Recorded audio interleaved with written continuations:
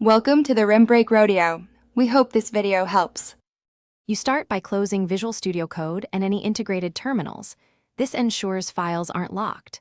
Once done, back up user settings and extensions by copying %appdata %code and %userprofile %. VSCode to a safe folder.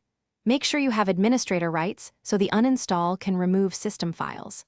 Then open Settings apps or Control Panel programs and features to begin. I'm guiding you step by step, so the uninstaller runs cleanly, and you preserve any configuration you might want later. Now select Microsoft Visual Studio Code in the Apps list and click Uninstall. This launches the official uninstaller, which removes program files. When prompted, decide whether to remove user data. Choose that for a full clean or keep settings if you plan to reinstall. Confirm the user account control prompt to allow changes, then watch the progress bar. If the uninstaller reports files in use, return to Task Manager and end remaining code processes. Then retry. This ensures the application is removed without leftover running services.